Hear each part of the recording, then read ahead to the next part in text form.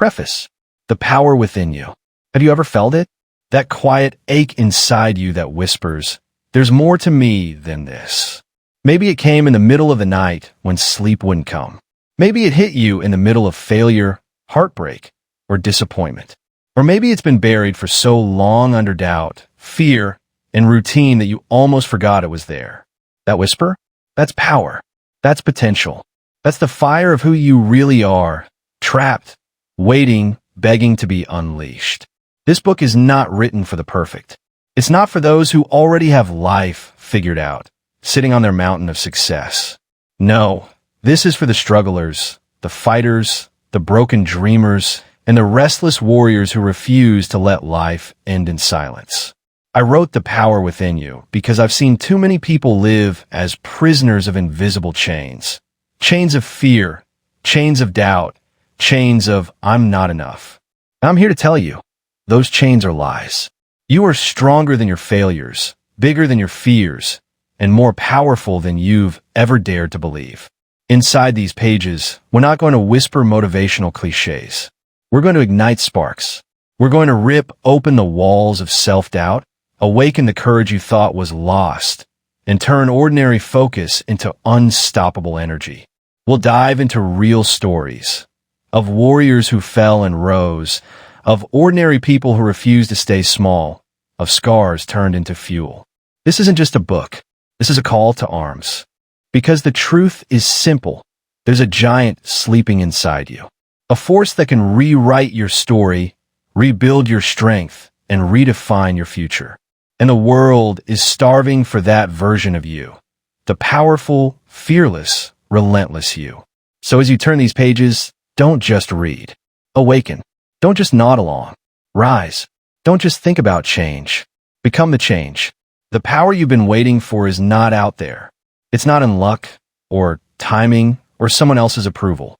It has always been right here, inside you. And now, it's time to unleash it.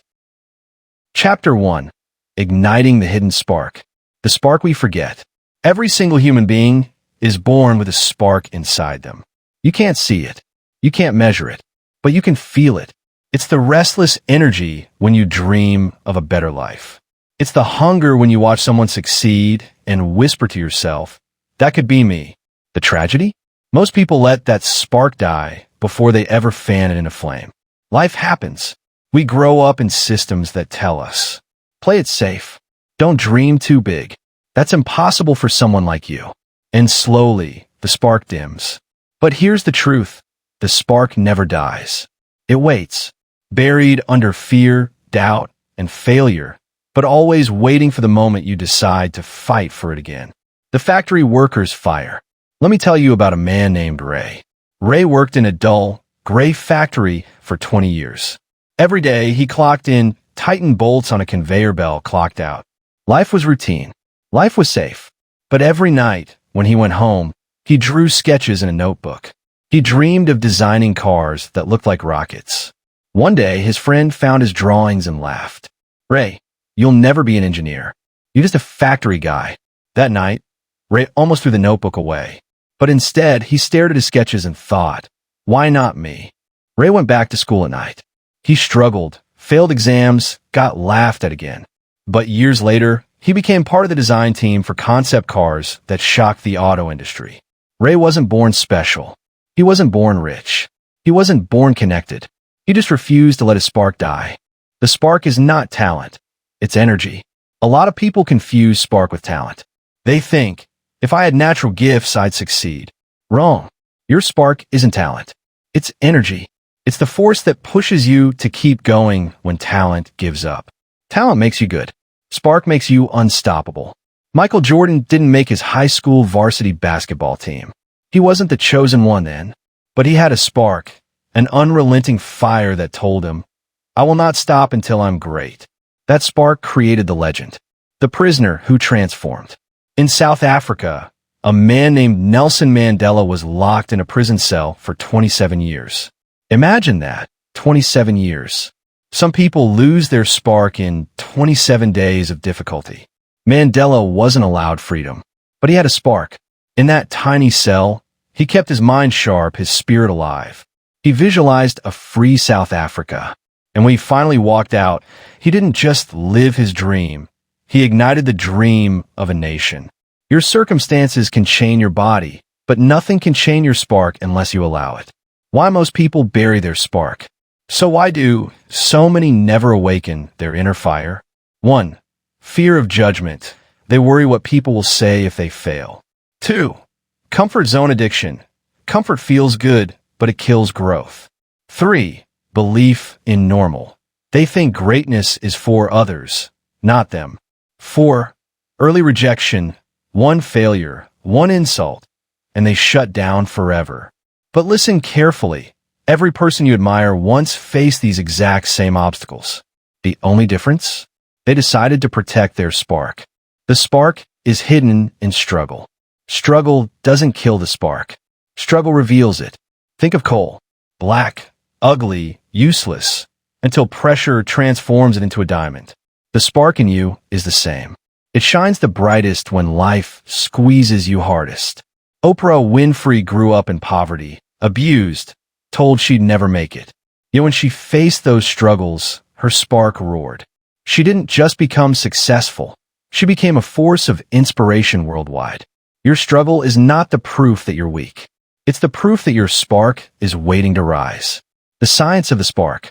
Psychologists call it intrinsic motivation, the inner drive that pushes people to achieve without rewards. It's not money. It's not fame. It's the deep knowing that you are made for more. When people ignore this drive, depression grows. When they chase it, energy explodes. That's why some people with less money, fewer resources, and zero support still outshine the privileged, because they listen to their spark. The spark must be fed. Here's the catch. A spark, if ignored, fades. To ignite it into flame, you must feed it. How? 1. Environment. Be around people who challenge and uplift you. Fire spreads. 2. Learning. Feed your mind. Books, mentors, experiences, their fuel. 3. Action. The more you act, the bigger the fire grows. Waiting kills sparks. The forgotten athlete. There was once a college runner who trained hard but always finished last. His teammates laughed at him. His coach almost cut him from the team. But this athlete had a spark. He trained harder than anyone, running at dawn, running at midnight.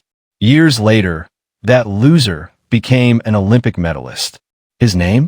Usain Bolt. Even the fastest man alive once looked like a failure. His spark was simply too big to die. Your spark is waiting. Here's what I need you to understand.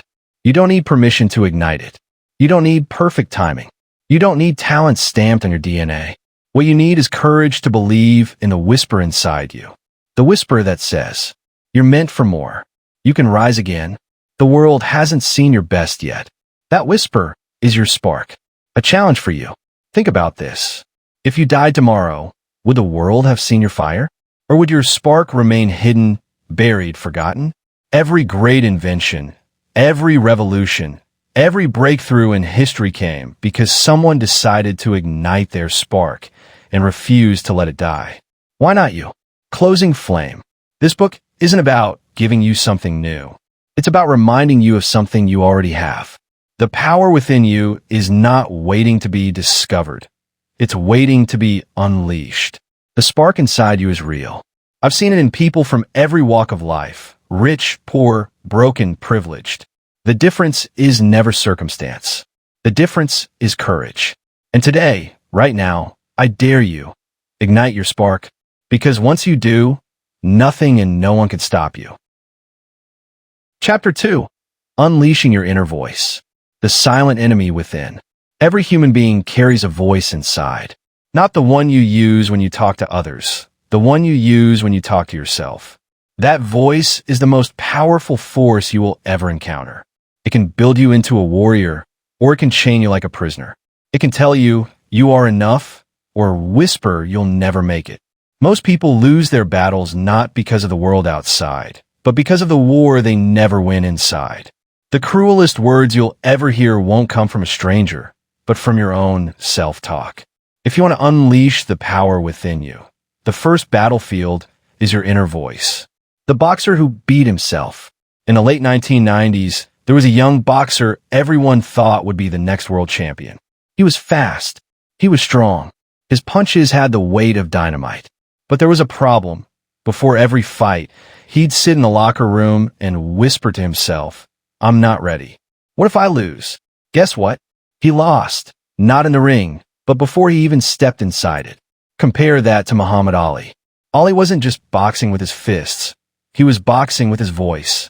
"I am the greatest," he would declare, even before he became champion. People mocked him, but he wasn't just talking to the crowd. He was talking to himself. He was programming his inner voice. Ali understood something most don't. The voice you believe inside becomes the reality you live outside. The inner narrator. Your brain is a storyteller. Every day, it narrates your life. "I can't do this. People like me never succeed. What if I fail?" This constant narration shapes your decisions, your risks, your relationships. Scientists call this self-talk. And the scary truth? Research shows the majority of self-talk is negative. That means most people are literally hypnotizing themselves into weakness every single day. But here's the good news. A voice can be changed. Narratives can be rewritten. The student who found her voice. Let me tell you about Sarah. Sarah grew up being told she was average. Teachers said she'd never excel. Classmates mocked her when she spoke. She started believing her inner voice. "I'm not smart. I should stay quiet." One day, a teacher gave her a book on public speaking. Sarah laughed at the irony. Public speaking? Me? But she read it anyway. And one line hit her. The voice you hear in your head will eventually become the voice others hear from you. She began practicing affirmations. At first, she felt stupid. "I am confident. My words matter. I deserve to be heard." Her inner voice slowly shifted. Years later, that same average girl became a keynote speaker, traveling across the world, inspiring thousands. Her voice didn't just change in her head, it changed her destiny. The science behind self-talk. Neuroscience proves it. When you speak to yourself, positively or negatively, you are literally rewiring your brain. Negative self-talk strengthens neural pathways of fear and doubt. Positive, empowering self-talk strengthens neural pathways of courage and confidence. Think of your brain like a forest. Every thought is a path. The more you walk it, the stronger it gets. If you keep telling yourself, "I can't," that path becomes a highway. If you tell yourself, "I can, I must, I will," that becomes the road you naturally take. Your inner voice is not just talk. It's construction. The voice in crisis. Viktor Frankl. During World War II, Viktor Frankl was imprisoned in Nazi concentration camps. Surrounded by death, stripped of everything, most people gave up inside. But Frankl made a decision. He would not let his captors control his inner voice. He wrote later, "Everything can be taken from a man but one thing. The last of the human freedoms, to choose one's attitude in any given set of circumstances." His voice told him, "I will survive. I will give meaning to this suffering." And he did. He survived. He went on to inspire millions through his book Man's Search for Meaning. If a man in the worst conditions imaginable could protect his inner voice, what excuse do we have? The inner voice test. Pause for a moment. Imagine you're about to chase a dream you've kept hidden. Maybe starting a business, writing a book, changing your career. What does your inner voice say? You'll fail. Who do you think you are? It's too late. If that's what you hear, congratulations. You've just found the enemy. But the enemy is not the dream. The enemy is the voice you've been rehearsing for years. How to rewire your voice. 1. Catch the critic. The moment you hear negativity, don't ignore it. Say out loud, "That's not me. That's fear talking." Naming it weakens it. 2. Rewrite the script. Replace "I can't" with "I'm learning to." Replace "I'm not good enough" with "I'm growing every day." Small shifts change everything. 3. Speak it daily. Ali didn't say, "I am the greatest" once. He said it every day until his brain had no choice but to believe it. 4. Anchor in action. Don't just talk, act. When your actions back your words, your voice grows unshakable. The actor's secret. Denzel Washington once said he always talks to himself before walking on stage. You've been trained. You worked hard. You belong here. That's why he looks unshakably confident. It's not just acting skill, it's inner voice mastery. Every confident person you admire is secretly a master of self-talk, the voice that destroys. But let's be clear, if you let the wrong voice win, it will destroy you. Think of Mike Tyson. The man was a machine in the ring, but outside, his inner voice often whispered destruction.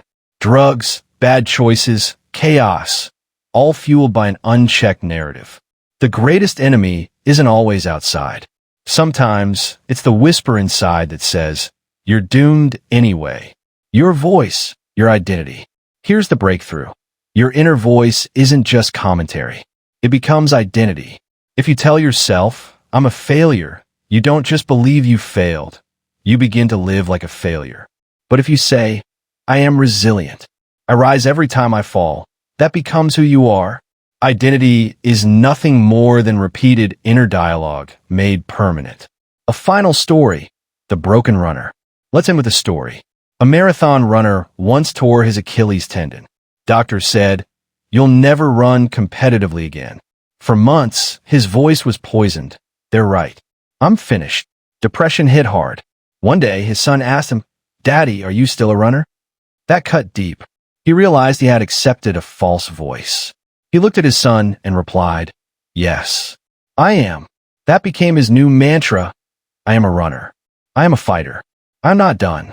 Years later, against all odds, he ran marathons again. Not as the fastest, but as the proof that inner voice defines outer reality.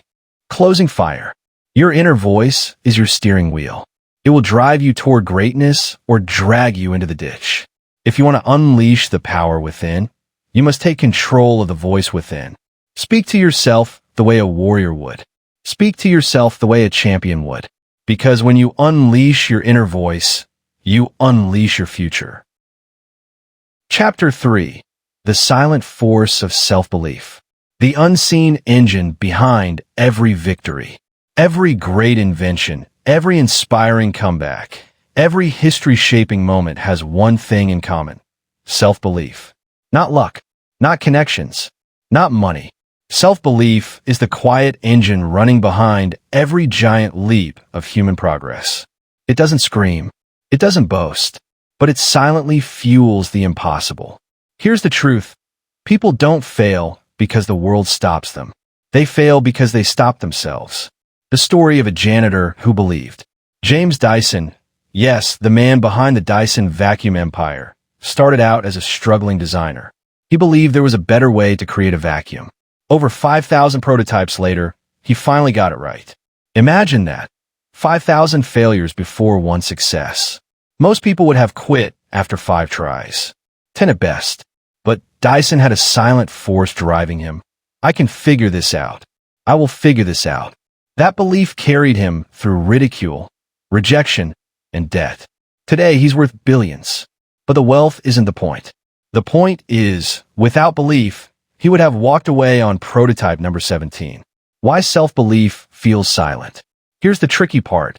Belief doesn't always roar. In fact, it often feels like a whisper. It's the whisper that says, "Try one more time." The whisper that insists, "You're capable of more than this." The whisper that doesn't die, even when the world tells you you're finished. That's why most people miss it. They expect belief to feel like fireworks. But in reality, it often feels like a stubborn flame that refuses to go out. The student who proved the world wrong. There's a story of a boy named Thomas who struggled with reading and writing. Teachers told him he was slow, maybe even incapable of learning. His classmates laughed at him. But his mother, oh, she believed in him fiercely. She told him daily, "You are not dumb. You are special." That boy grew up to be Thomas Edison. He would go on to hold over 1,000 patents, inventing the light bulb, phonograph, and motion picture camera. Do you think he did it because his teachers believed in him? No, he did it because he learned to believe in himself when no one else did. Belief versus skill. You can have all the talent in the world, but without belief, talent dies in silence. On the other hand, belief can take average skill and push it into greatness. Think of basketball legend Michael Jordan. He wasn't picked for his high school varsity team initially. Most kids would have crumbled. But Jordan believed. He worked like a man possessed. That belief carried him from rejection to 6 NBA championships and the title of the greatest of all time. Belief multiplies effort.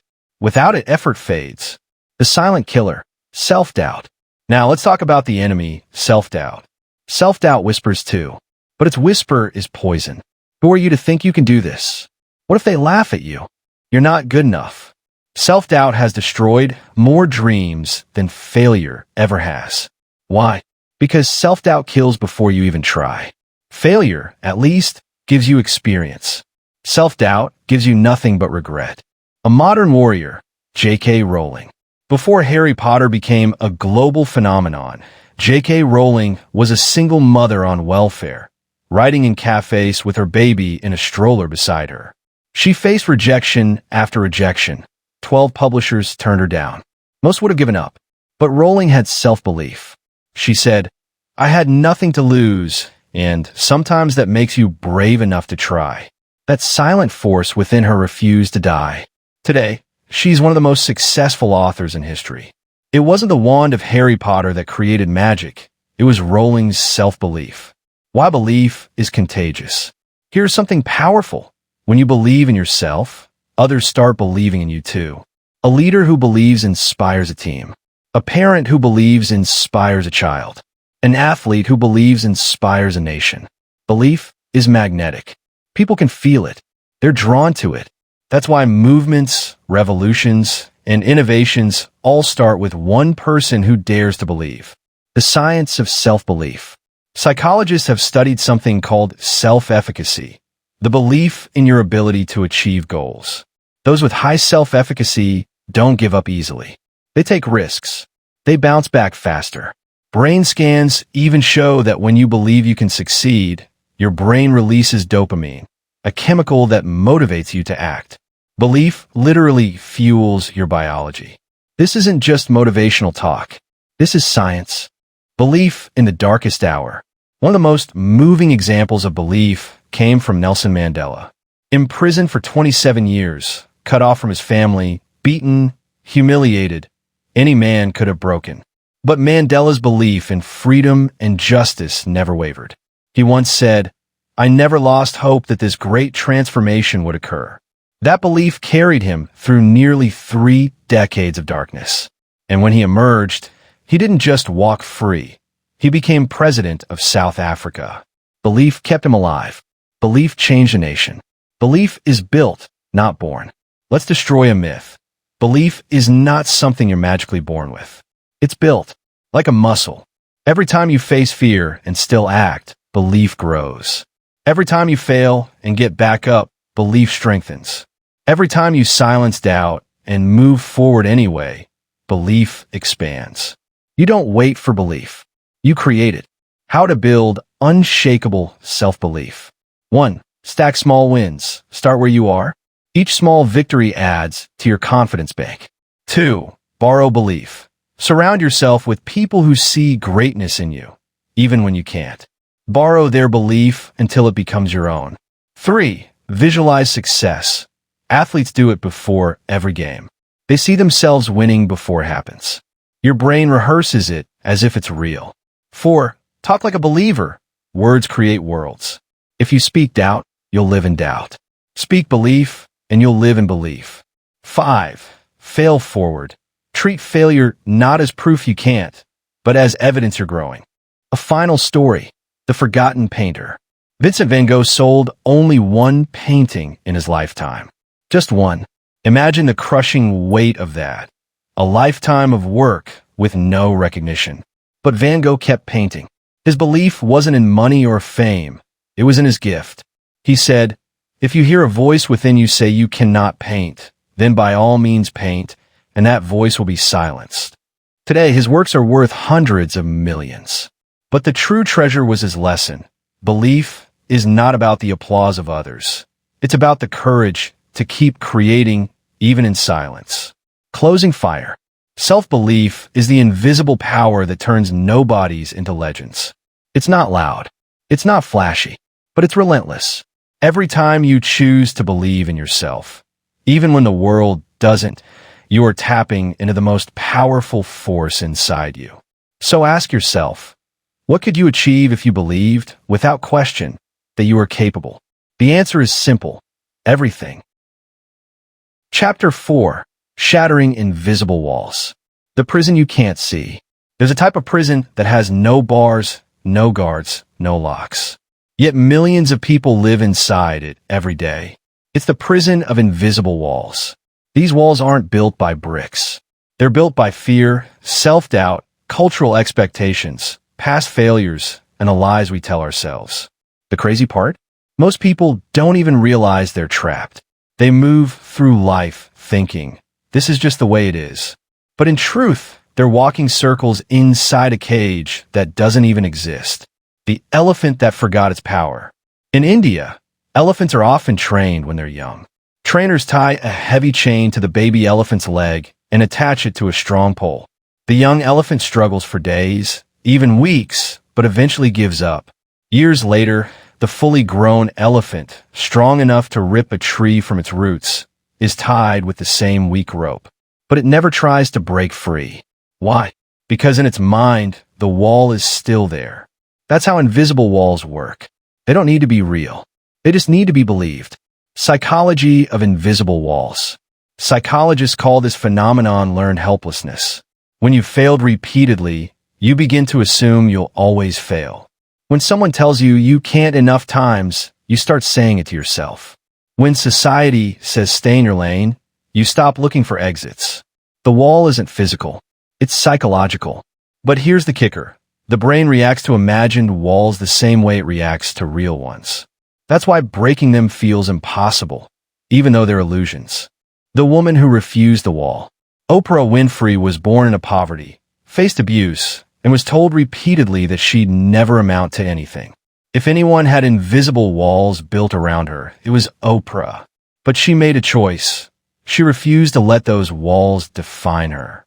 She fought back, one decision at a time, one belief at a time. Today, she's not only one of the wealthiest women alive, but also one of the most influential voices on the planet. Her story proves something powerful. Walls only exist if you let them. Why most people stay stuck. Here's why invisible walls are so dangerous. 1. They feel comfortable. Staying in the cage is safe. It's predictable. Stepping out? That's terrifying. 2. They're invisible. If you can't see the wall, you don't even know it's there. You just call it reality. 3. They become identity. After enough time, you don't just live inside the wall, you become the wall. That's why most people never break free. It's not that they can't. It's that they don't even try. The entrepreneur who saw beyond. Howard Schultz, the man behind Starbucks, grew up poor in a Brooklyn housing project. The invisible wall said, kids from here don't build billion-dollar companies. But Schultz didn't buy that story. He envisioned something bigger, not just coffee, but an experience, a third place between home and work. People laughed at him. Banks rejected him 200 plus times. But he smashed through the wall. Today, Starbucks is in over 80 countries. Schultz's life is proof. The walls that stop others can be doors for you, if you dare test them. The mirror test. Let me challenge you right now. Stand in front of a mirror and ask yourself, what wall have I accepted as permanent? Is it money? I'll never be rich. Is it intelligence? I'm just not smart enough. Is it age? It's too late for me. Is it status? People like me don't get ahead. Those are not walls. Those are lies. And the second you call them out, they start to crack. Breaking the wall, the psychology of action. Here's the good news. Invisible walls shatter the moment you take action against them. Afraid of public speaking? Speak once. The wall weakens. Think you can't run? Jog a block. The wall crumbles. Convinced you can't change careers? Apply for one new job. The wall shakes. Action is the hammer. Doubt is the wall. Every swing counts. The story of Rosa Parks. In 1955, Rosa Parks was just a tired seamstress sitting on a bus in Montgomery, Alabama.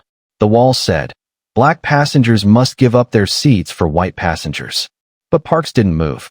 That single act of defiance cracked the wall of segregation. One woman, one decision, one invisible wall shattered. Never underestimate the power of refusing to accept the cage. The comfort zone trap. Here's the harsh truth. Most people aren't trapped by walls of oppression. They're trapped by walls of comfort.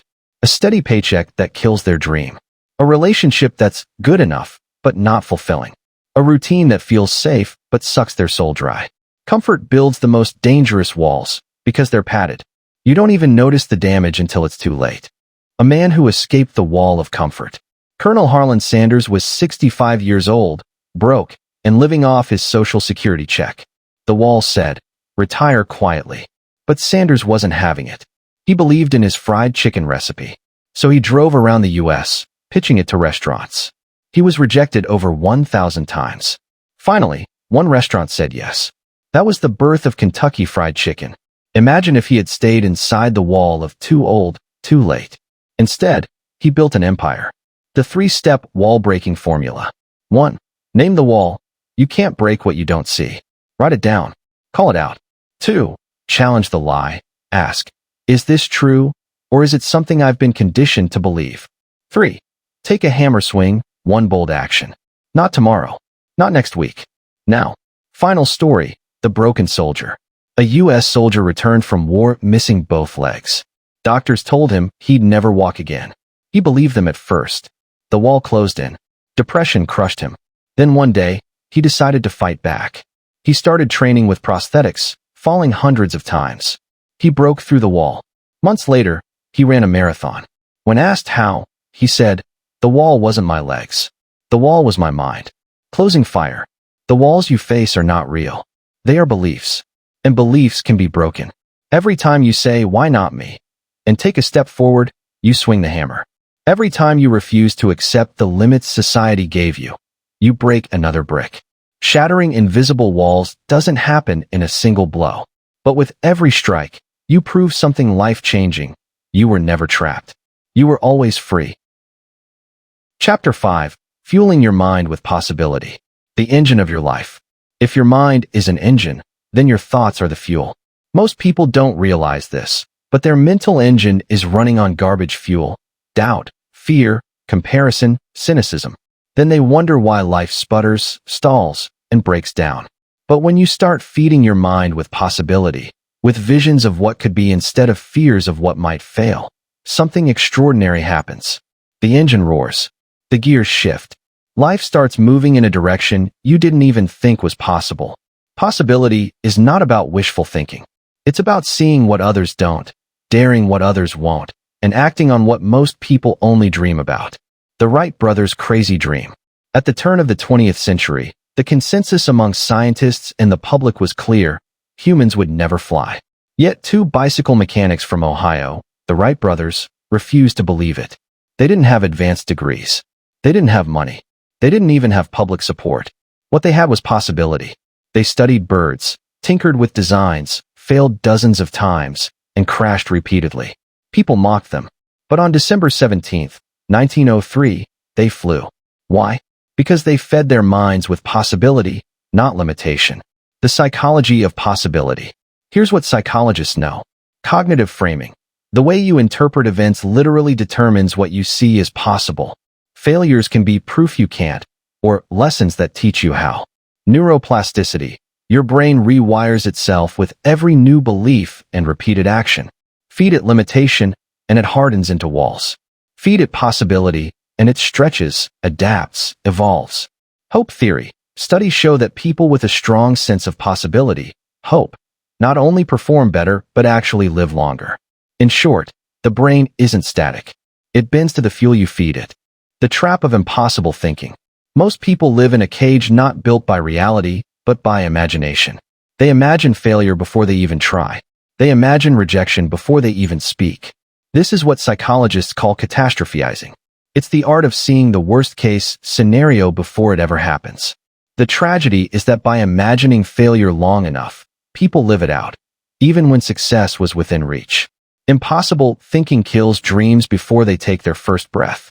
Story: J.K. Rowling's darkest hour. Before Harry Potter became a global phenomenon, J.K. Rowling was a single mother on welfare. She wrote in cafes while her baby slept beside her. She was rejected by 12 publishers. One editor even told her, "Children's books don't sell." If Rowling had fueled her mind with limitation, she would have given up. But she didn't. She fueled her mind with possibility. What if this book could work? What if it changes lives? Today, she's one of the most successful authors in history. Possibility is not magic. It's persistence. The fire of what if. Think about it. Every invention, every breakthrough, every revolution started with two simple words. What if? What if humans could light the dark with electricity? Edison. What if disease could be cured with invisible microbes? Pasteur. What if freedom applied to everyone, not just the privileged? Lincoln, Mandela, countless others. The world changes when someone dares to ask, what if, and then refuses to stop until they find an answer. Feeding possibility daily. Possibility is not a one-time mindset. It's a daily diet. If you consume negativity all day, news cycles of disaster, toxic conversations, social media comparison, don't be surprised when your mind shuts down possibility. Here's how to fuel correctly. 1. Guard your inputs. Read stories of resilience. Watch people who defy the odds. Fill your mind with fuel, not poison. 2. Change your circle. Surround yourself with people who dream bigger than you, not smaller. 3. Practice possibility questions. Ask daily, what if it works? What if I can? What if today is the day? The questions you ask shape the reality you see. A man who refused to die in the desert. In 1982, a man named Mauro Prosperi entered the Marathon des Sables, a 6-day, 250 kilometers ultramarathon across the Sahara Desert. A sandstorm hit, and he got lost. Most people would have accepted death. But Prosperi fueled his mind with one possibility. I will survive. He drank his own urine, ate bats, and kept moving. After 9 days alone in the desert, he stumbled into a nomadic family's camp, alive. Doctors later said he should have died on day 3. Possibility kept him alive 6 more. The Wall Street survivor. Chris Gardner's story, made famous by the pursuit of happiness, is another example. Homeless with a toddler, sleeping in subway bathrooms, he still believed, there's a way out. Instead of fueling despair, he fueled possibility. He showed up for a stockbroker internship every day, outworked everyone, and eventually became a millionaire. Most would have said, impossible. Gardner said, why not me? Turning possibility into reality. Possibility without action is fantasy. Here's the process. 1. Visualize vividly. Don't just hope. Picture it in detail. Where will you be? What will it feel like? 2. Act small but consistent. Big dreams break under the weight of inaction. Small steps fuel momentum. 3. Refuse ridicule. Every possibility looks ridiculous until it works. Ignore the laughter. 4. Reframe failure. Failure isn't the end. It's proof you're trying. Proof you're stretching. Proof you're closer. Final story, the blind mountaineer. Eric Weinmeier lost his sight at age 13. Most blind people live cautiously, trapped by limitation. Eric fueled his mind with possibility. I can still climb mountains.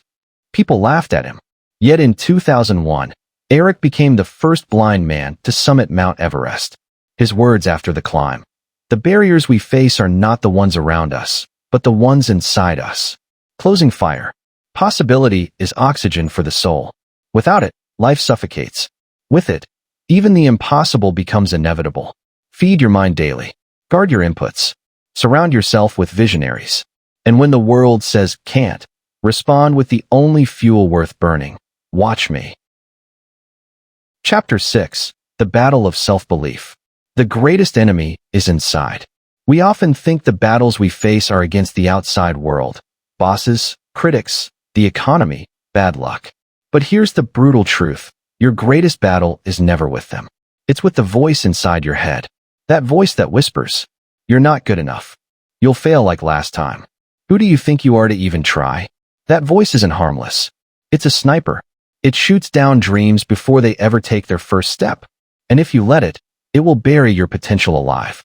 The battle of self-belief isn't fought once. It's fought every single day. And the side you choose determines your destiny. The day Muhammad Ali believed. When Cassius Clay was a young boxer, before he became Muhammad Ali, nobody thought he'd be great. He wasn't the biggest. He wasn't the hardest puncher. But he had one weapon most fighters lacked: unshakable self-belief. Ali declared to the world, I am the greatest, before he even had a title. People laughed. Commentators called him arrogant. Critics said he'd be destroyed in the ring. But when he stepped into fights, it wasn't just his fists that mattered. It was his mind. His belief was so overwhelming that it got inside the heads of his opponents. Ollie didn't just fight with punches. He fought with conviction. And history remembers him not only as a champion, but as a man who won the battle of self-belief long before he won in the ring. The psychology of self-belief. Why does belief matter so much? Psychology has the answer.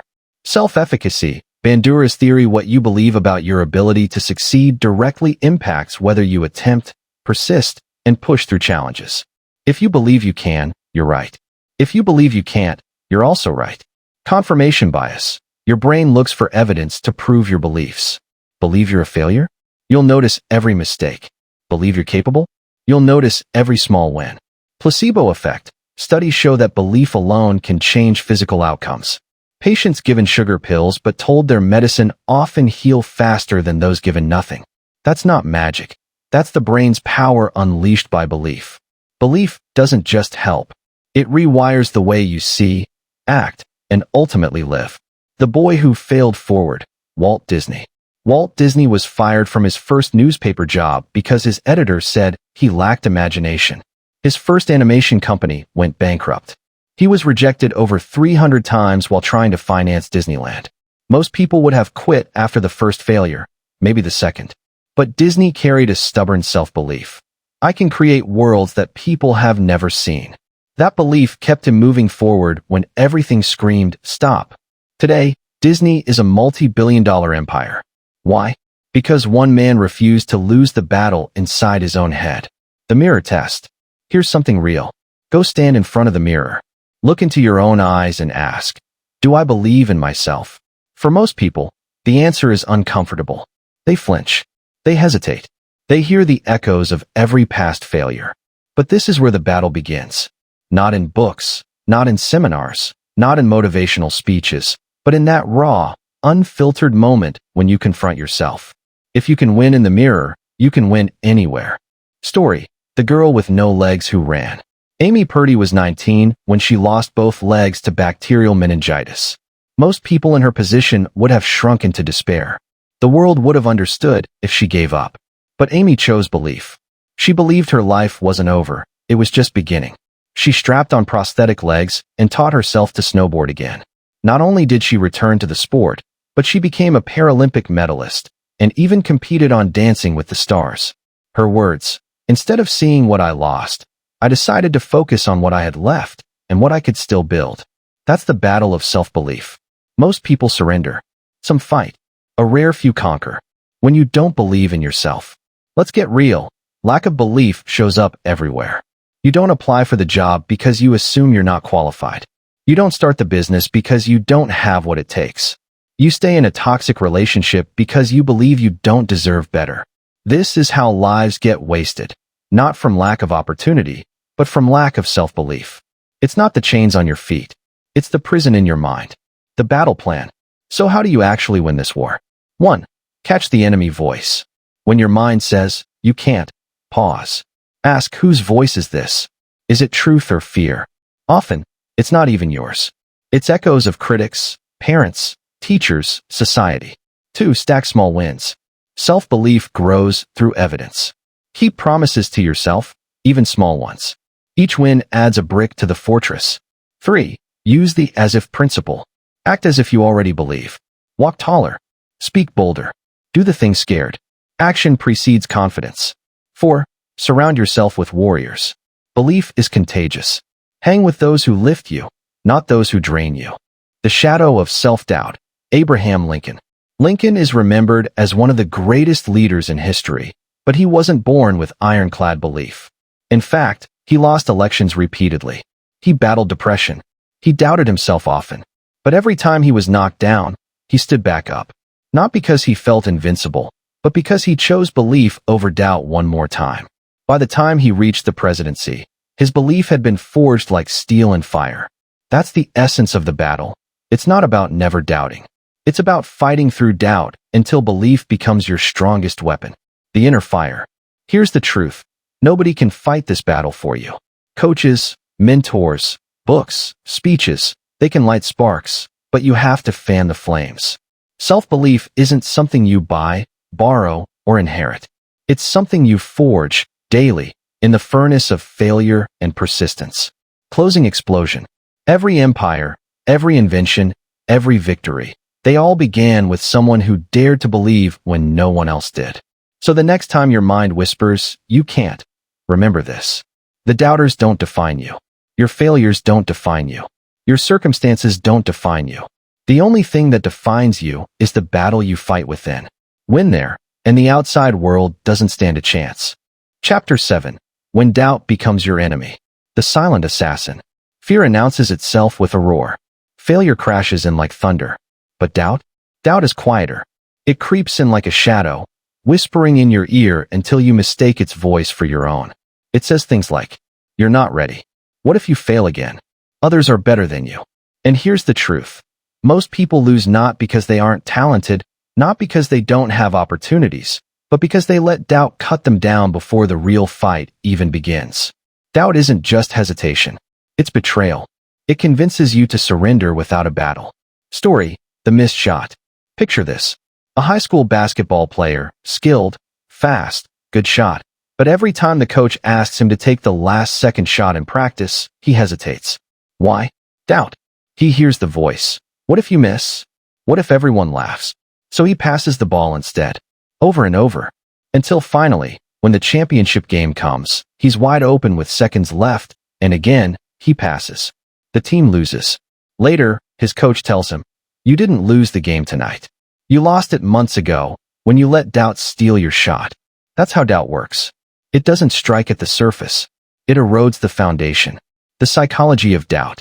Psychologists describe doubt as a cognitive distortion, your brain taking neutral or even positive situations and twisting them into fear. Imposter syndrome. The belief that no matter how much you achieve, you're a fraud. Nearly 70% of successful people admit to this. Analysis paralysis. When doubt disguises itself as overthinking and you freeze instead of act. A loss aversion. The fear of losing outweighs the hope of winning, so you don't even try. Doubt isn't truth. It's a mental illusion that feels real enough to stop you in your tracks. Abraham Lincoln's shadow. Most people don't know this, but Abraham Lincoln battled crippling doubt and depression. After multiple business failures, election losses, and the death of his fiancée, he wrote in a letter, "I am the most miserable man living." But here's the key. Lincoln didn't let doubt own him. He didn't deny it, either. He acknowledged it and still pressed forward. That's the mark of greatness, not the absence of doubt, but refusing to let it be the final voice. Story: Serena Williams' comeback. When Serena Williams came back to tennis after pregnancy complications and a series of health scares, doubts circled her like vultures. Critics said she was too old, too slow, too broken to compete again. Even she admitted in interviews that she questioned whether she'd ever be the same. But instead of surrendering, Serena turned doubt into fuel. Every swing of the racket, every drop of sweat became a declaration, "I am still here." And she returned not just as a player, but as a legend. Doubt's favorite weapon: comparison. Scroll social media for 5 minutes, and you'll feel it. Someone else is richer. Someone else is fitter. Someone else already made it. Comparison feeds doubt like oxygen to fire. Suddenly, your dream feels smaller. Your progress feels slower. But here's the truth no one tells you. Everyone's highlight reel hides their battles. Behind every success photo is doubt, pain, and nights of almost quitting. The only battle you need to win is yours. The soldier who refused to quit. During World War II, there was a Japanese soldier named Hiro Onoda who didn't believe the war was over. For 29 years after World War II ended, he stayed hidden in the jungles of the Philippines, refusing to surrender because he doubted every piece of news that came his way. Doubt kept him fighting shadows long after the real war was done. That's what doubt does. It convinces you to keep fighting the wrong battles while the real opportunities pass you by. When doubt becomes a prison, think about how many lives have been wasted by sentences that begin with, "I wish I had tried. I could have been. If only I believed." That's the graveyard doubt creates. Not bodies, but dreams that never got a chance to breathe.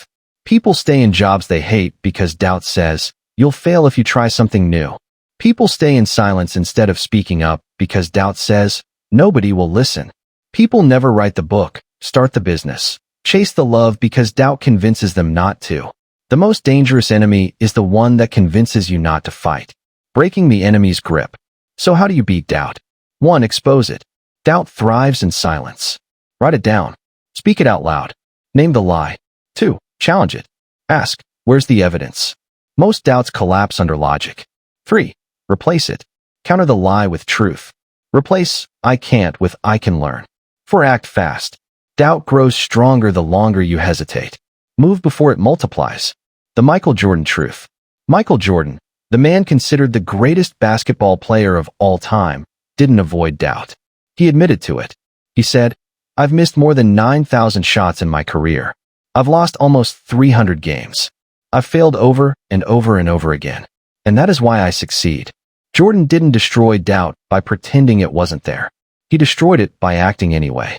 Story: the entrepreneur who bet on himself. Howard Schultz grew up poor in a Brooklyn housing project. He doubted himself constantly.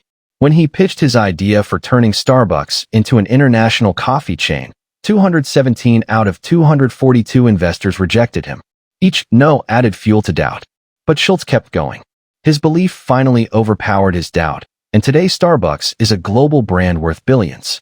Imagine if he had listened to doubt after the 50th rejection, or the 100th, or the 200th. That's the line between dreamers and doers. Closing fire. Doubt will always show up. You can't eliminate it, but you can strip it of its power. The next time doubt whispers, "You're not ready," answer back, "I'll never be ready, but I'll go anyway." When it says, "What if you fail?" shout louder, "What if I succeed?" When it says, "You're not enough," roar back, "I am more than enough." Doubt may be your enemy, but here's the truth. Enemies only win if you don't fight back. Chapter 8. Awakening the Giant of Courage. The sleeping giant. Inside every human being, there's a giant. It doesn't look like muscles or bank accounts or flashy success. No, the giant is called courage. But here's the problem. For most people, that giant sleeps. It slumbers behind excuses, comfort zones, and the daily grind. People mistake safety for life. They walk quietly, never daring, never stepping out. Then life throws them a storm, a crisis, a fight they didn't choose. And suddenly, they discover a giant inside they never knew existed. The truth? You don't have to wait for a storm. The giant is already there. But you have to wake it. Courage, the real superpower. Courage is not the absence of fear. Let's get that clear. If you feel no fear, you're not courageous, you're reckless. Courage is fear walking forward anyway. Courage is saying, yes, I am terrified. Yes, I might fail, but I will act. It's what every breakthrough in human history has required. Every movement for freedom. Every invention that reshaped the world. Every personal victory over addiction, trauma, poverty. Courage is the oxygen of progress. Story: Rosa Parks' quiet explosion. December 1st, 1955. A tired seamstress named Rosa Parks sat on a Montgomery bus. When asked to give up her seat for a white passenger, she said no. That's it. A simple word. No. But that act of courage, in a time of segregation and oppression, detonated a civil rights movement. Parks wasn't wealthy. She wasn't famous. She wasn't trained for battle. She was just one woman who dared to act courageously. That's the power of waking the giant. The psychology of courage. Why do some people act courageously while others freeze? Psychologists have studied this for decades. Amygdala versus prefrontal cortex. Fear starts in the amygdala. Courage activates when the rational prefrontal cortex overrides it with purpose. Meaning over fear. People act courageously when they tie their action to a bigger meaning. Protecting family, serving justice, proving self-worth. Exposure therapy. The more often you act in the face of fear, the stronger your courage muscle grows. In short, courage is a practice, not a gift. Story: the firefighter in silence. There's a story few know. In 2013, in a small rural town in Spain, a bus crashed on a mountainside. Flames engulfed it. People screamed. Most bystanders froze. One man, an off-duty firefighter named Javier, sprinted toward the bus. He pulled passengers out one by one, his arms burning, his lungs choking. When the fire finally exploded the bus, dozens of people lived because of him. Later, reporters asked how he found the courage. His answer: I didn't think. I just knew they needed me. That's courage, not the absence of fear, but the presence of a reason bigger than fear. The unknown hero, Malala Yousafzai. Malala was just a teenager in Pakistan when the Taliban threatened to silence girls' education. At 15, she was shot in the head on a school bus for daring to speak up. But she survived, and instead of backing down, she stood taller. She spoke at the United Nations. She became the youngest ever Nobel Peace Prize laureate. Courage didn't come to Malala because she wasn't afraid. She was afraid. But her cause, the education of millions of girls, was bigger than her fear. That's what awakens the giant. Your courage is sleeping until you call it. Every reader has moments in life where they stayed silent when they should have spoken, stayed seated when they should have stood, walked away when they should have fought. That's normal. That's human. But that doesn't have to be your story forever. The giant is waiting. The moment you decide that fear will not dictate your actions anymore, that's the moment you feel it rise. The unknown soldier, Witold Pilecki. In World War II, Witold Pilecki volunteered to be captured by Nazis to infiltrate Auschwitz and report on the atrocities inside. He lived there for nearly 3 years, secretly building a resistance, smuggling intelligence to the Allies. He escaped, survived, and wrote one of the first detailed reports of the Holocaust. Courage isn't about a spotlight. It's about risking everything for a cause greater than yourself. Most people don't know his name, but history was shaped by his courage. Courage in daily life. Not every act of courage makes headlines. Sometimes, courage looks like saying no when everyone expects you to say yes, standing up for someone being mocked, leaving a toxic relationship when you're scared of being alone, starting the business everyone says will fail. Every act of courage, big or small, awakens the giant. And once awake, it rarely goes back to sleep. Story: The mother who lifted a car. In 1982, Angela Cavallo's son was pinned under a car in their driveway. Alone, with no time to wait for help, she screamed and lifted the 3,500-pound car high enough for neighbors to pull him out.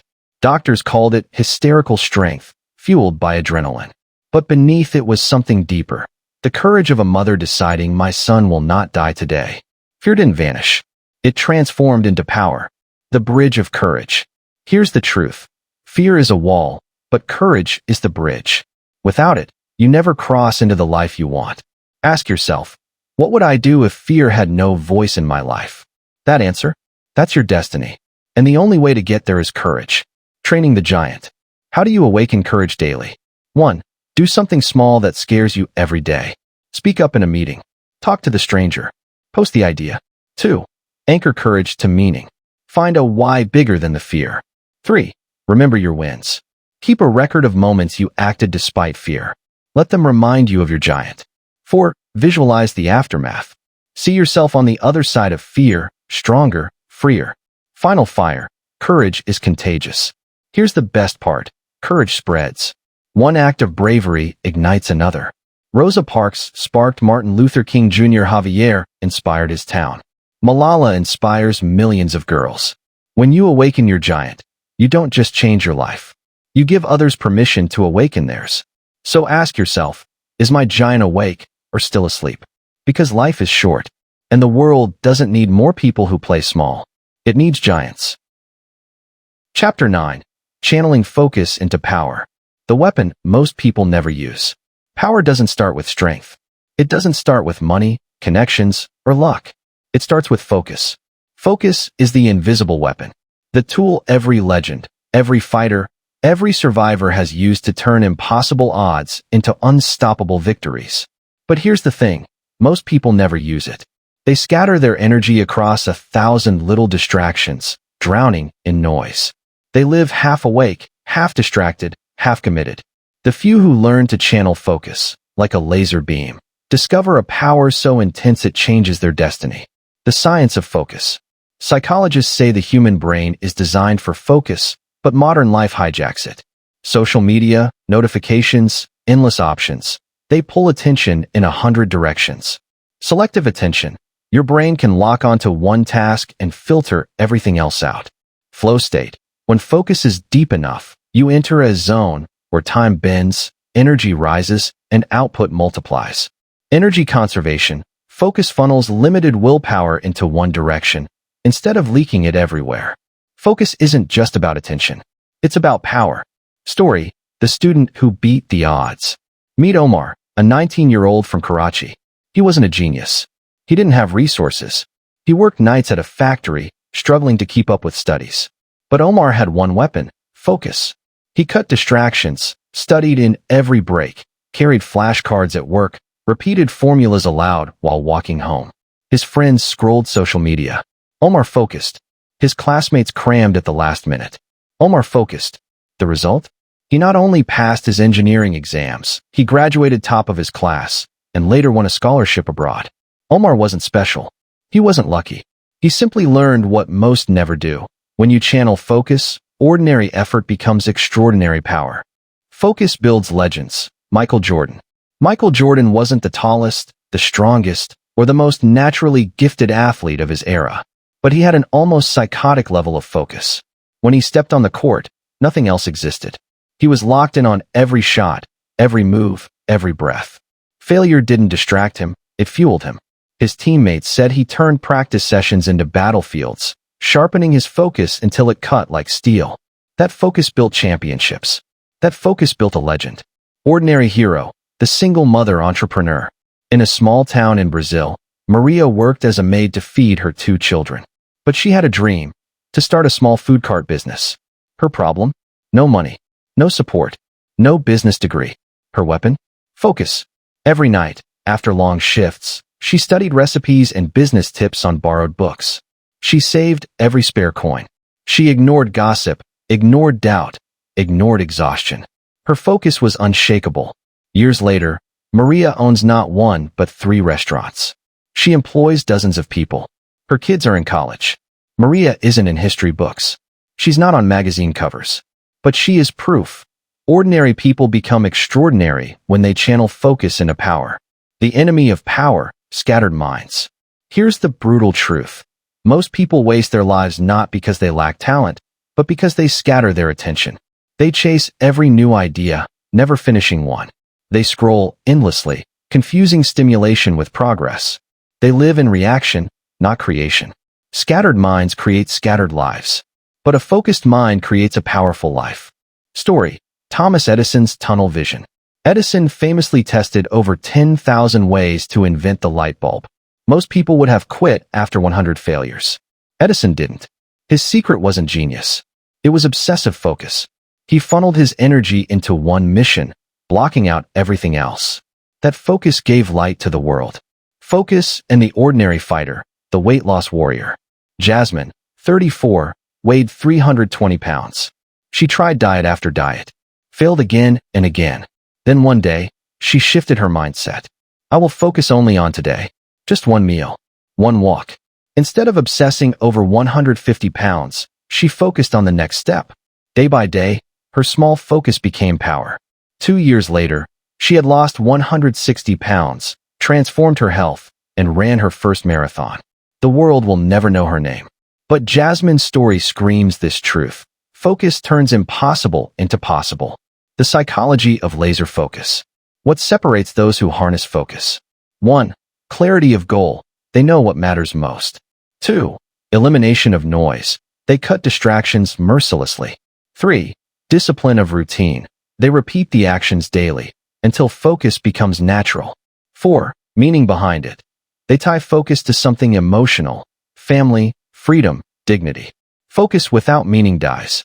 Focus with meaning becomes unstoppable. The farmer's focus. Some heroes never see spotlights. In Uganda, a farmer named Samuel had a dream: send his daughter to school. His farm barely fed his family. But he made a choice. Every day he would focus on growing 1 extra row of crops to sell.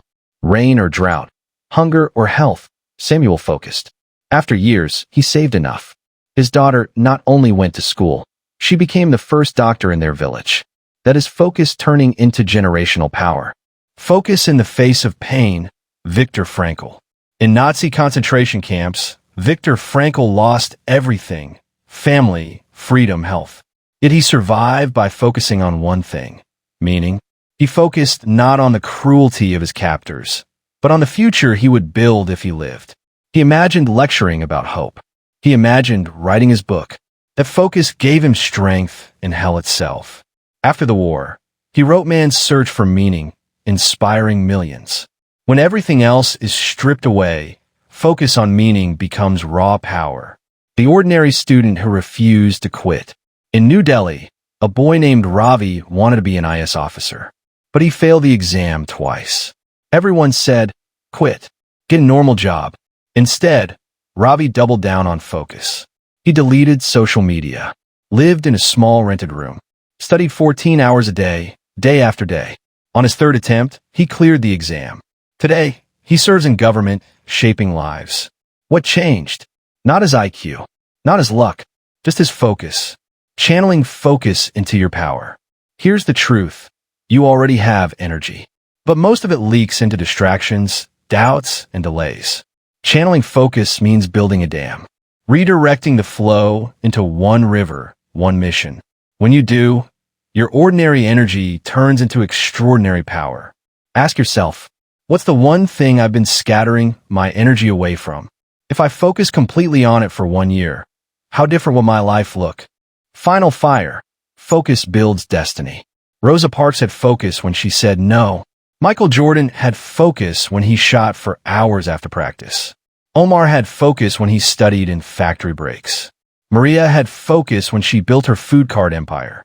Focus is the common denominator of the extraordinary. So here's the challenge. Stop scattering. Start channeling. Aim your focus like a weapon and watch your life explode with power. Because the truth is simple. The most dangerous person in the world is the one who knows where to aim their focus and refuses to look away. Chapter 10. The Rhythm of Relentless Action. Action isn't noisy. It's rhythmic. Most people think action is a sprint, a wild burst of energy, a flurry of attempts, then collapse. That's amateur hour.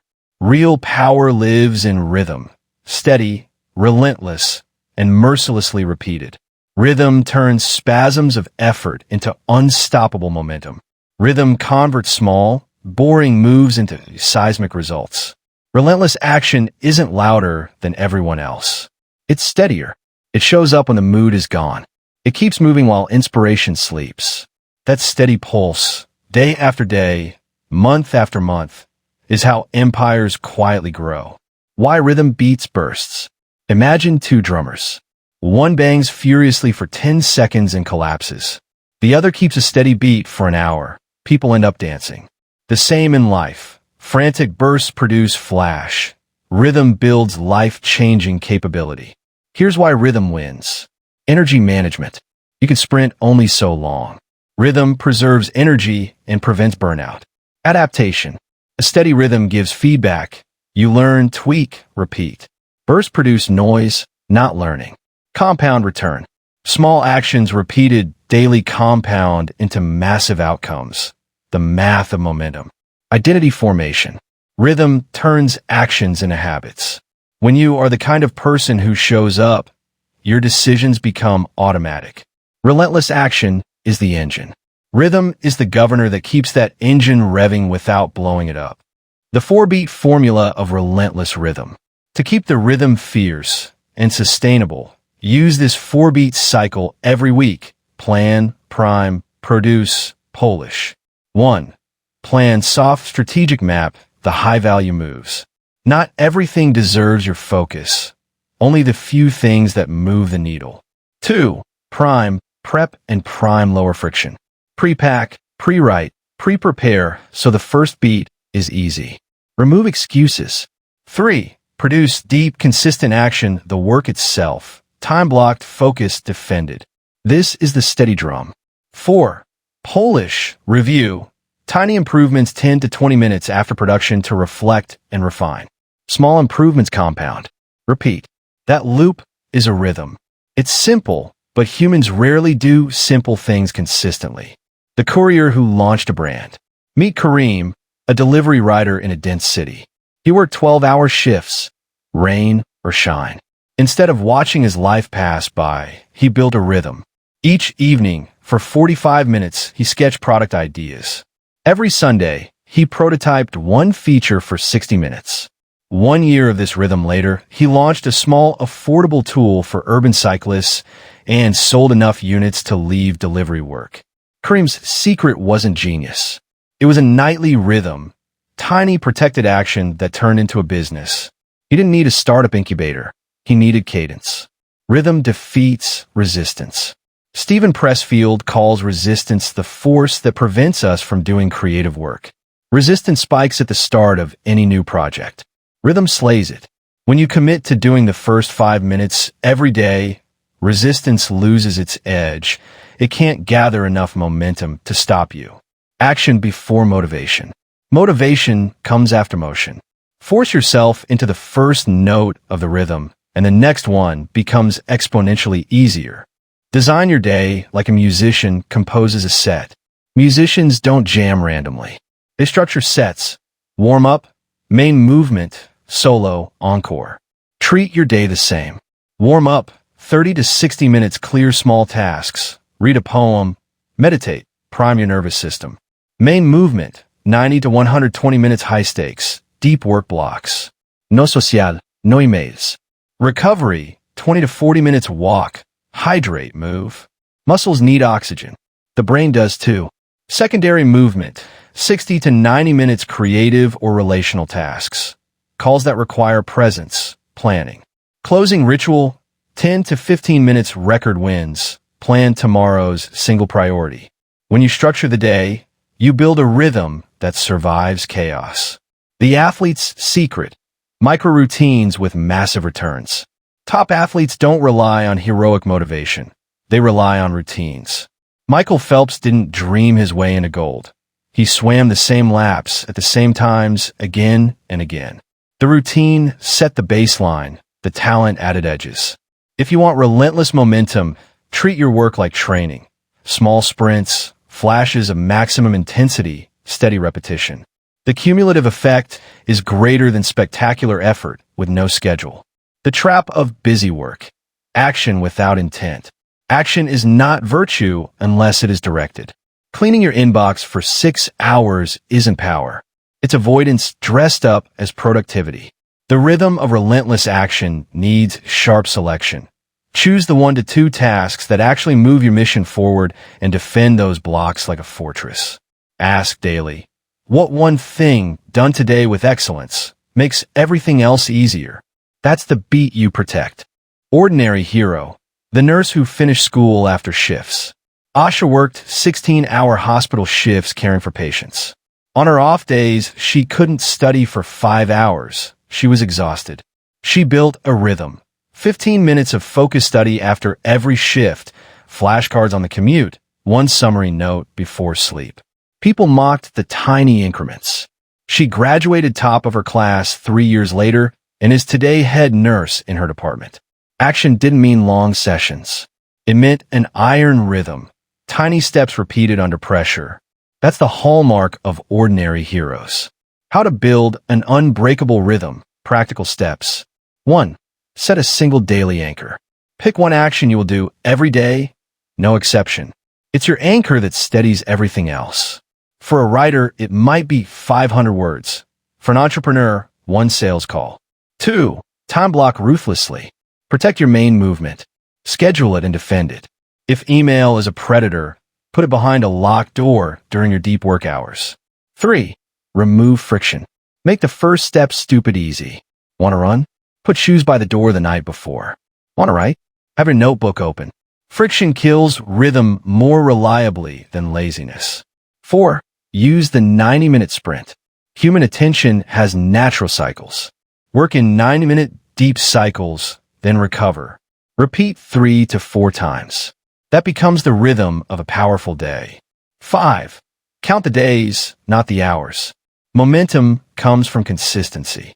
Track days completed rather than the number of hours spent. 1 day makes a dent.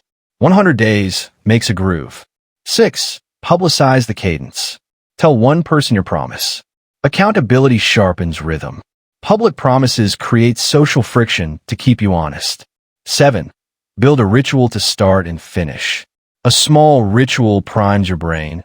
A breath, a song, a cup of tea, a 30-second mantra. The ritual signals the brain, Work mode. It breaks the hesitation loop. The danger of always waiting for the perfect moment. People wait for the perfect time, the perfect tool, the perfect mood. Rhythm teaches you there is no perfect moment. There's only what you do consistently. The perfect arises inside imperfect routine. If you wait for the storm to pass, you'll miss the chance to learn to swim.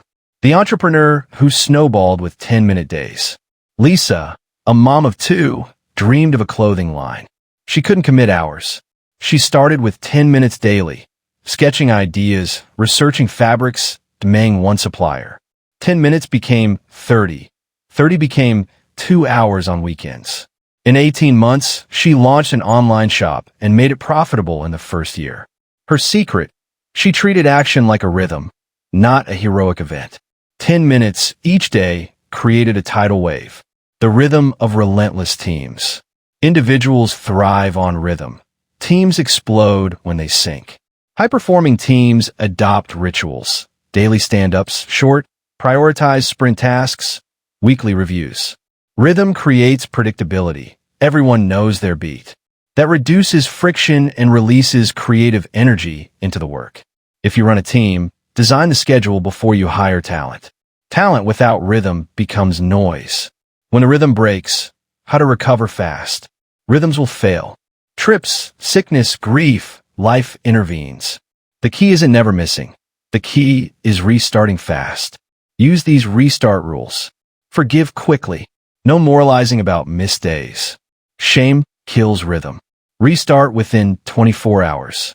The longer you wait, the thicker resistance grows. Shrink the action to the tiniest step. 1 minute is better than nothing. 1 minute rebuilds the identity of someone who shows up. Use visual tracking. Cross off a calendar day. The satisfaction of a streak motivates. Momentum is fragile. Quick restarts preserve the beat. Rhythm and values. Keep the why loud. Rhythm without purpose becomes rote. When your rhythm aligns with deep values, family, freedom, legacy, it gains iron resolve. People run out of energy when the why is flimsy. Reinforce the why daily. Write it, say it aloud, pin it where you begin your work. When the why is fierce, rhythm follows even through fatigue and doubt. The marathon of a lifetime. Small actions, massive meaning. This is the final, loud truth. Life is a marathon, not a sprint. The rhythm you design today is the legacy you build tomorrow. A single sustained pattern, waking early, practicing your craft, calling the client, writing the page, repeated with stubbornness becomes a life that would have looked impossible at the start. Ordinary faces, quiet rhythms, monumental results, closing cadence, the challenge before you. Right now, pick one tiny action and protect it like a treasure for the next 60 days. 10 minutes, 1 page, 1 call, whatever fits your life. Keep a visible tracker. Tell one person. When resistance screams, remember Kareem, Asha, Lisa, ordinary people who built extraordinary things through rhythm. Relentless action isn't heroics. It's a heartbeat. Begin the beat. Keep it steady. Let it gather force. Let it become your signature. Music builds when drummers refuse to stop. Build your life the same way. One beat, then another, until the rhythm becomes a roar. Chapter 11. Living in alignment with your true power. The greatest victory, mastering yourself. Conquering the world means nothing if you are at war with yourself.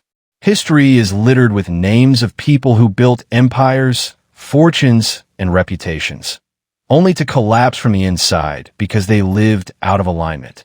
Living in alignment doesn't mean perfection. It means your thoughts, words, and actions sing the same song. It means the person you show the world is the same person you face in the mirror. That alignment unlocks a power that is steady, calm, and unstoppable. When you align, you stop bleeding energy into double lives. You stop playing roles. You stop living small. Alignment isn't about impressing. It's about expressing your truest self without apology. The mask we all wear. Society trains us to wear masks. The strong mask, even when we're breaking inside.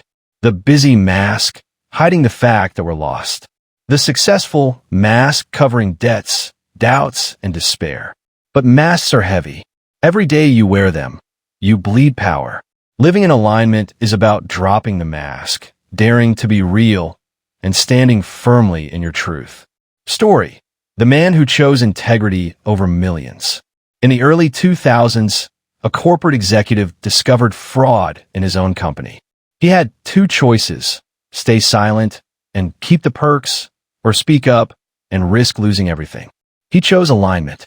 He blew the whistle. He lost his job. His reputation took hits. But he kept his soul intact. Years later, people remembered him not for his wealth, but for his integrity. He built a new life, this time grounded in truth. That's the raw power of alignment. When you choose authenticity over comfort, your soul grows unshakable. Alignment and energy, the science. Psychologists talk about cognitive dissonance, the stress of living with conflicting beliefs and actions. When you say one thing but do another, your brain burns energy trying to resolve the conflict. Alignment eliminates that drain. When your actions match your values, energy flows like a river without dams. You feel lighter, clearer, stronger. That clarity is pure power. Ordinary hero. The teacher who refused to break. In a small town in Kenya, a teacher named Njeri was pressured to take bribes to pass failing students. It was normal. Everyone did it. But Njeri refused.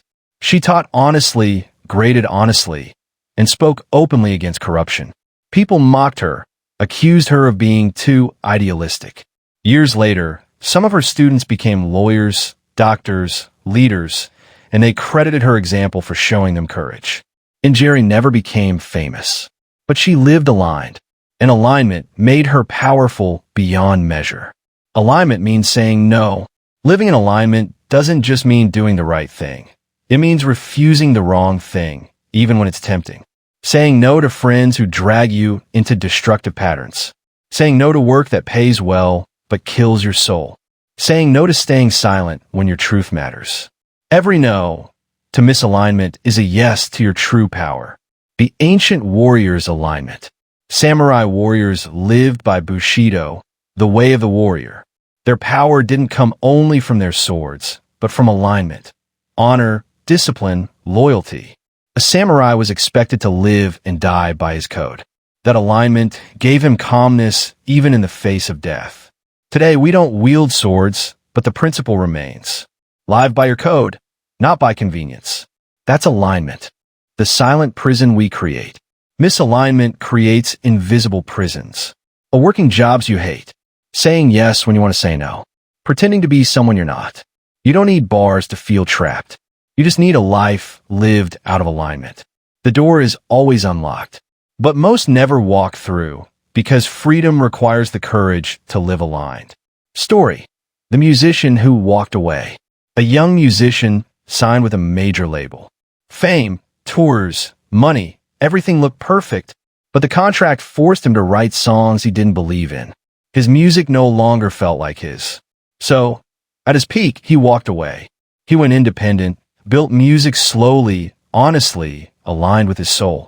He never sold as many records, but he created music that touched hearts, and that piece was priceless. He didn't just save his career. He saved himself. Alignment creates magnetic power. People are drawn to those who live aligned because it's rare. In a world full of fake smiles, authentic souls shine like fire. Think of leaders who inspire revolutions. It's not just their words, it's their alignment. They're what they preach. Their lives and their message sync. That resonance pulls others in.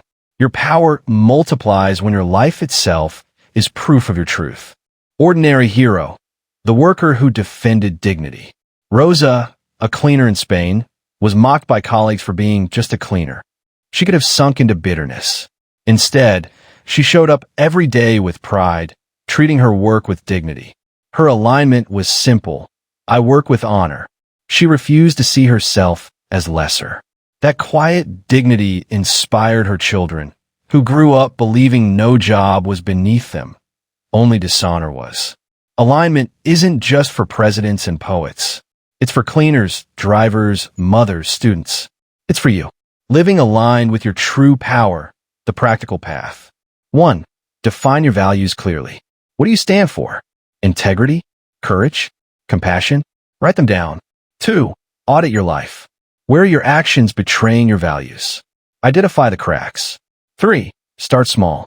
Don't try to fix everything at once. Align one area at a time. 4.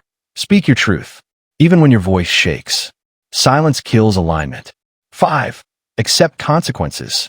Alignment often costs comfort, but misalignment costs your soul. The final fire, the freedom of alignment. The greatest power is living a life where you don't have to pretend. No double life.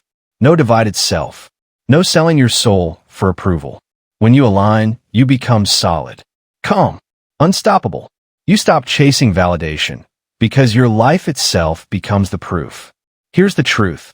The world doesn't need another mask. It needs your true power lived out loud. So live aligned. Speak your truth. Walk your values. And watch as the universe bends toward the force of your authenticity. Because nothing is stronger than a human being fully aligned with their true power. Chapter 12. Becoming the source of light for others. The true purpose of power. Power is meaningless if it ends with you. A candle that keeps its flame hidden leaves the world in darkness. But when that candle lights another, its flame doesn't weaken, it multiplies. The same is true of human power. Your strength, your courage, your wisdom. They reach their highest purpose when you use them not just to lift yourself, but to lift others. This is where the journey transforms, from survival to strength to significance. Why the world needs light bearers. Look around. People are drowning in noise, doubt, fear, division. The world is full of critics, but starving for builders. Full of complainers, but desperate for encouragers. When you step into the role of a light bearer, you become rare. You stand out not by shouting the loudest, but by shining the brightest. And brightness has a way of piercing through even the thickest darkness. Story. The nurse who stayed during the storm. In 2005, Hurricane Katrina ripped through New Orleans. Chaos, fear, and abandonment followed. Hospitals were flooded, staff fled, and patients were stranded. But one nurse, Mrs. Johnson, refused to leave. She had every reason to save herself, but she stayed, tending to patients in the dark with only flashlights and bottled water. She kept hope alive when despair was all around. She wasn't famous. She wasn't rich. But in that storm, she became a source of light. For the patients who survived, she was proof that humanity still cared. The psychology of giving light. Psychologists confirm something powerful. People who serve others, whether by kindness, mentoring, or simply showing up with compassion, experience greater meaning, resilience, and mental strength. Serving others creates a feedback loop. When you lift someone, you rise too. When you heal another's wound, yours closes a little faster. When you shine, your own darkness retreats. This isn't philosophy. It's neuroscience. Helping others floods your brain with dopamine and oxytocin, chemicals of joy and connection.